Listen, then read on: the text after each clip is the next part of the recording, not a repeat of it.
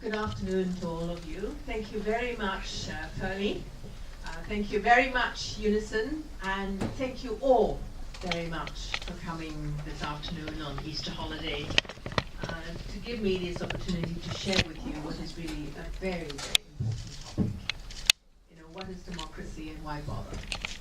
A lot of people say democracy is actually about the rule by the majority.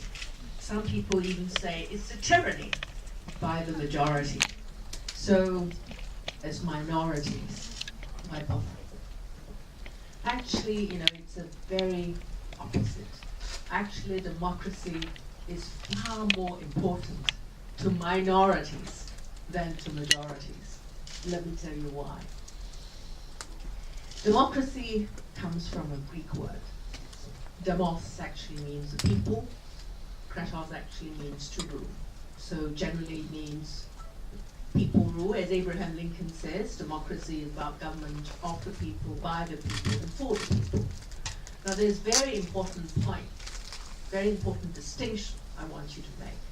Because generally when people think of the people, they think of people in general. They think of people en masse.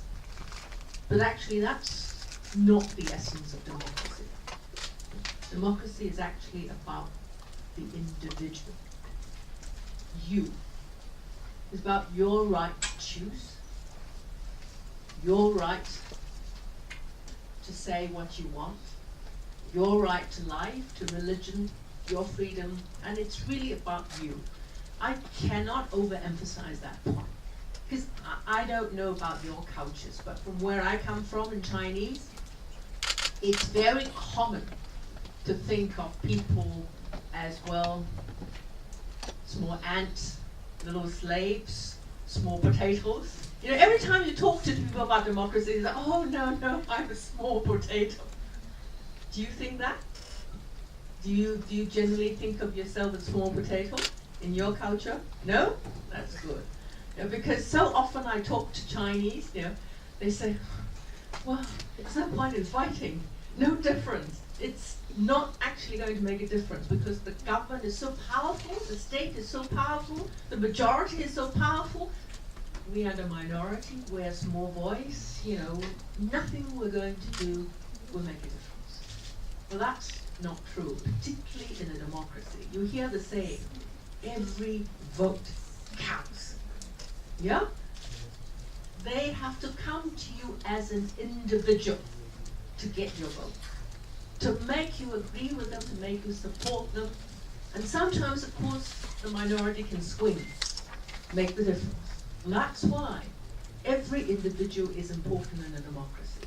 So that's the key point you must always remember. Always think, I matter. Democracy is about what I want. Yeah, of course, in the general, at the end of the day, you have to come to get people to come round. But the starting point is that I matter. I make a difference. And that's one very key important point you have to remember, why democracy of all other forms of the government, that's the only form of government where everybody counts. Every vote counts. The second point about democracy, which is so important, is equality. Now that's a concept I'm sure you all understand. You always fight for anti-discrimination, equal opportunities, affirmative action. And if you look at Wikipedia, the definition of democracy, it's participation by every eligible citizen on an equal basis. And that's why we always say when we fight for universal suffrage, we want genuine universal suffrage. The definition of universal suffrage in ICCPR, International Covenant on Civil and Political Rights, as enforced in Hong Kong, is equal and universal. It's very common when the government says to you, yeah, we're going to have universal suffrage, one man, one vote. But then you have to ask them, what about, the nomination process? What about the right to be voted for? The right to take part in elections, is that equal? If they control the nomination process, so at the end of the day, the candidates that you can vote for are not really people you want to vote for. because they've already been screened out in the nomination process. That's not equal. Also, when you talk about votes, of course they say, well, everybody has 2 votes now. So that's not quite equal. Because, of course, as Fermi just mentioned, we have the functional constituencies where votes are concentrated in a few classes of people. They classify you according to function. That's a terrible concept.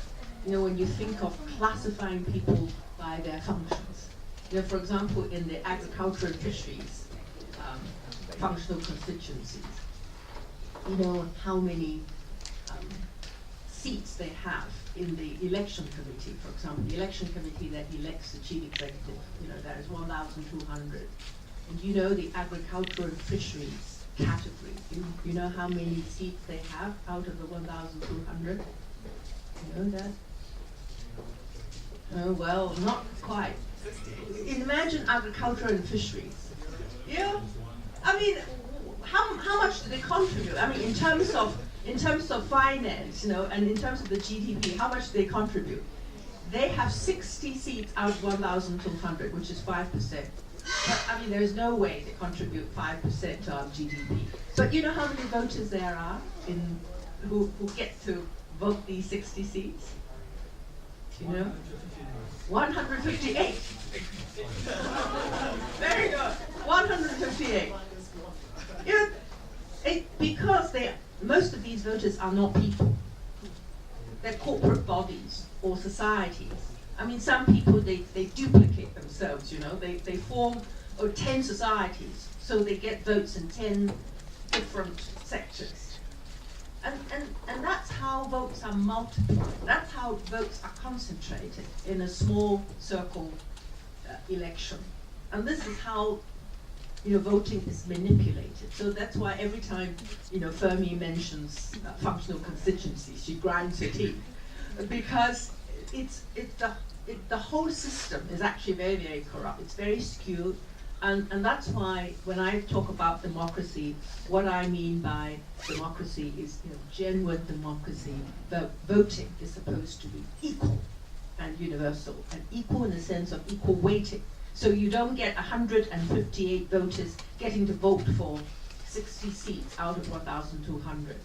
So when we say one man, one vote, or one woman, one vote, that actually means, one person, one vote, and not some funny system whereby you can get votes concentrated in the hands of minorities. So equality, as I said, is very important for democracy.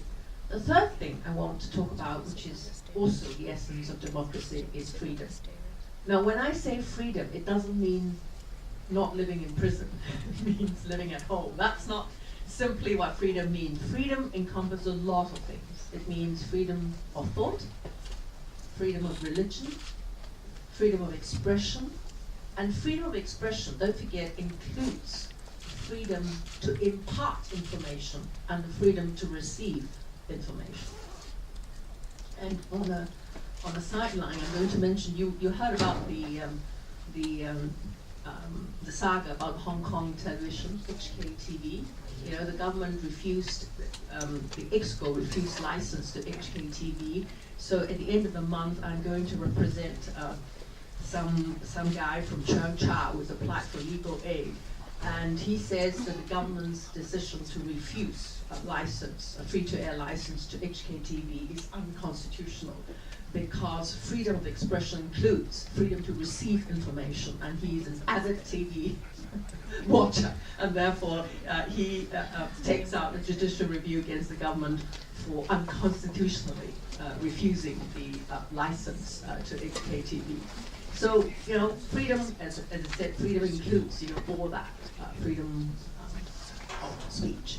And the reason why freedom of speech is so important to minorities is that there is no value in freedom of speech when you are in the majority. Because then you're saying things that everybody agrees with. So, of course, you have right to say that. But it's when you say something that not everybody agrees with.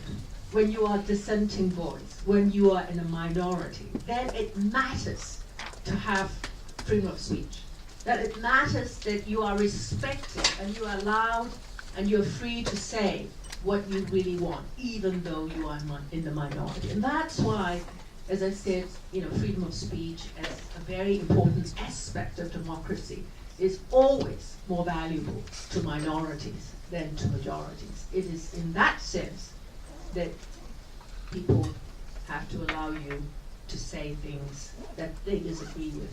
And it's then that the world gets changed.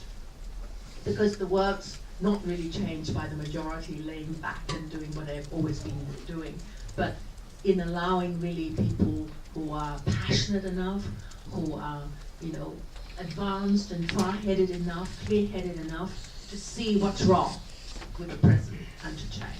So always remember that's the value of freedom of expression.